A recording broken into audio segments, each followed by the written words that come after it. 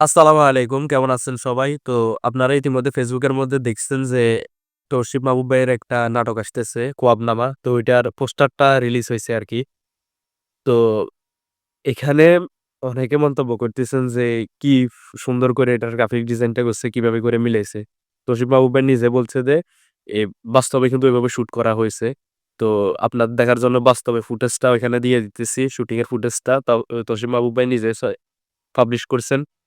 তো উনি বলছেন আরকি যে, জীবনে কোনদিনও এত পরিমাণ ভয় পাই নাই, যে পরিমাণ ভয় পাইছে এই নাটকের শুটটা করতে।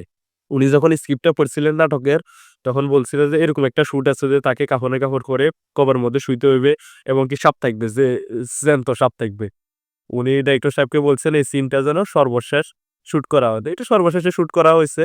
জ্যান্ত ৬ টা সাপের সাথে উনি কাফনে কাপড় পরে এভাবে শুয়ে ছিল। তো উনি একটা নিউজের মধ্যে দেখলাম বলছেন উনি যে যে পরিমাণ ভয় পাইছে জীবনে কোনদিন এই পরিমাণ ভয় পায় নাই। কবরে নামার আগে নাকি কয়েকজনকে ভয়ে কলও দিয়ে মাপ-টাপ চায় নিছে নাকি।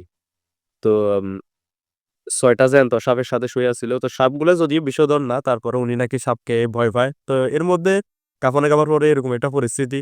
উনি বলতেছেন যে বারবার উনার মনে হইতেছে যে উপরের দিকে উনাকে মাটি চাপা দিয়ে দিবে। এরকম একটা বিষয় আরকি।